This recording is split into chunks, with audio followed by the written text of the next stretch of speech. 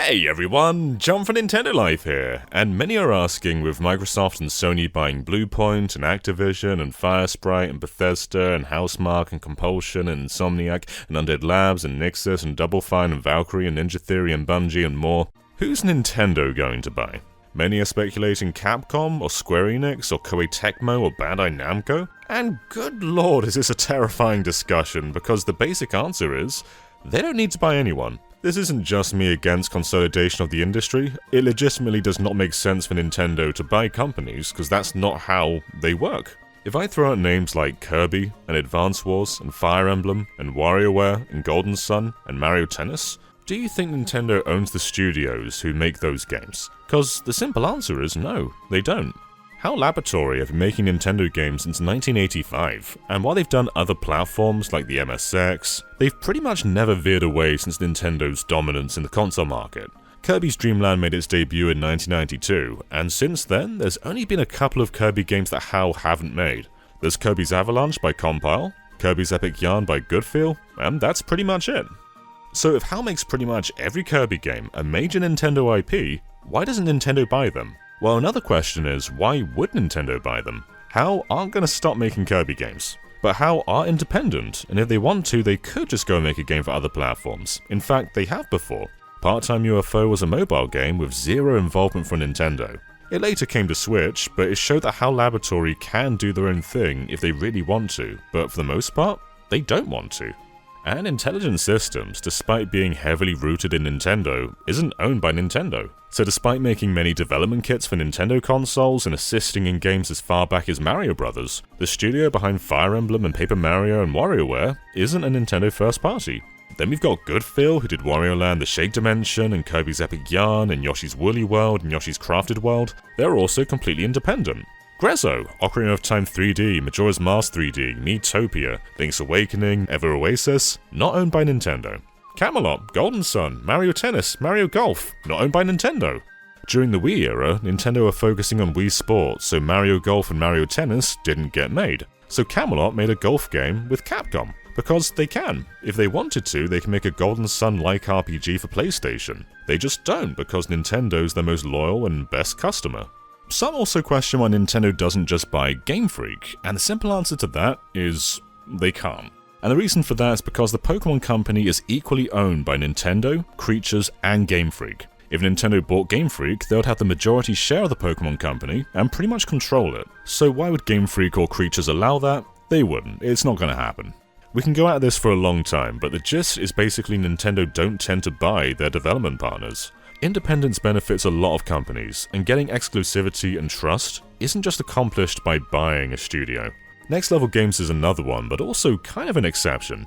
They've been doing Nintendo games since around 2005 with Mario Strikers, and since then they've done a few non-Nintendo games like Captain America and Spider-Man Friend or Foe, but you probably know them for Punch-Out and Luigi's Mansion 2 and 3.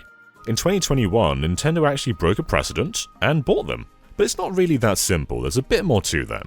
In the acquisition notice, it states, a number of owner-directors recently determined that the time is right for them to sell their shares, and Next Level Games therefore began exploring potential sales transactions. So basically what that means is major shareholders sold their shares in Next Level Games. If Nintendo didn't buy them then someone else would have. And considering Luigi's Mansion 3 has sold around 10 million units, I'm sure they didn't want to lose them. They didn't just decide, hey, let's buy Next Level Games, because just like HAL, and Camelot, and Intelligent Systems, there was no prior need to. But Nintendo's partnership with third parties goes a bit deeper with this. In fact, in 2004, it became the basis of a lot of their development. Have you ever wondered what happened to the Metroid team? Why was there a dedicated team that made Metroid and Metroid 2 and Super and Fusion, and then just nothing? Well, in 2004, Iwata started to restructure and dissolved R&D 1 and R&D 2. These are the studios who made games like Metroid and Kid Icarus. The staff formed a new team, Nintendo Software Planning and Development. The main focus of this studio wasn't to make games, but to partner with others and supervise. They supervised a lot of Intelligent Systems games, but they also paved the way for third parties to work on Nintendo properties. So that's why without a Metroid team, Team Ninja made Metroid Other M. That's why Mercury Steam made Samus Returns and Metroid Dread. Nintendo simply doesn't have a studio to make Metroid, and so Sakamoto's still around to direct, but he has to direct a third-party studio. Now, this could be viewed as a limitation, but it's more strategic. The Nintendo direction is still there, but third parties get to give their own spice and twists on the formula. We've seen this time and time again. Star Fox Assault was done by Bandai Namco, Star Fox Command Q Games, Star Fox Zero Platinum Games. We're even seeing studios like WayForward doing Advance Wars, and Nintendo probably aren't gonna buy WayForward.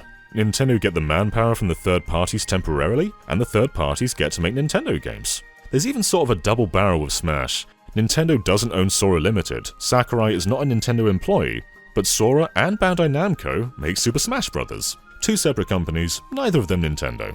Now this doesn't mean they never buy studios. They bought Monolith Soft 15 years ago, a while now.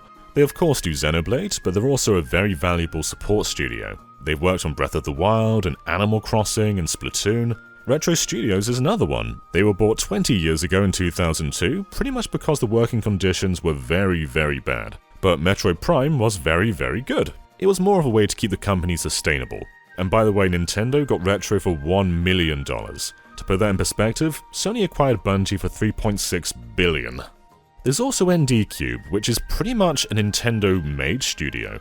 The gist with ND Cube is Nintendo made it alongside Dentsu, a Japanese advertising firm. Nintendo owned 78% and Dentsu owned 8.7%. This was done in the year 2000, but in 2010, Nintendo just bought out the entire company. So it's not really an acquisition considering they made the company, but they kind of acquired ND Cube. So what we're getting at is Nintendo just doesn't really acquire studios, and the reason they don't is because that's not how they work. Their relationships have been going strong for decades, and so many of the key Nintendo properties aren't made by studios owned by Nintendo. Now of course, this doesn't always work. Alpha Dreams, for instance, the Mario & Luigi developers, went bankrupt. And Skip Limited, the Chibi Robo guys, don't even seem to really exist anymore. They haven't gone bankrupt, but their offices don't seem to be in action. This sort of thing doesn't happen often, but of course not every studio can just be fulfilled by Nintendo. Nintendo will keep giving Hal Kirby games, but they weren't going to keep giving Skip Chibi Robo games. Even if Skip were acquired, would that have saved Chibi Robo? So why doesn't Nintendo buy Square Enix? Well, reason 1, that's just not really how they operate. But reason 2, Square is still going to make Nintendo exclusive games. Games like Octopath Traveler and Triangle Strategy and Bravely Default and Chocobo Racing. They are very Nintendo tailored, but Square don't just make those kind of games. They also make big games like Final Fantasy VII Remake, and would that really benefit from being exclusive to Nintendo? I mean, I wouldn't want to restrict that. But also Square are a much bigger publisher. Deus Ex, Tomb Raider, Guardians of the Galaxy. Like, look at the movie industry. Right now, the box office is not healthy. Last year, Disney took 25% of the total box office. That's crazy. That's scary. Out of all the films, a quarter of the success belongs to Disney. All the films in the world. The games industry is absolutely getting to that point. I mean, Xbox own Bethesda and Activision. It's definitely not healthy. And so, I'm pretty glad Nintendo don't tend to abide by this. This doesn't mean they never do or never will do, but generally, this is not how they work. So the question isn't who should Nintendo buy, but who should Nintendo work with next? That's what they do. Anyway, if you found this helpful at all, let us know in the comments below, and of course go that subscribe button, but uh-oh, Phil Spencer's got his wallet out, and he's looking at you. And we'll see you next time. Bye everyone.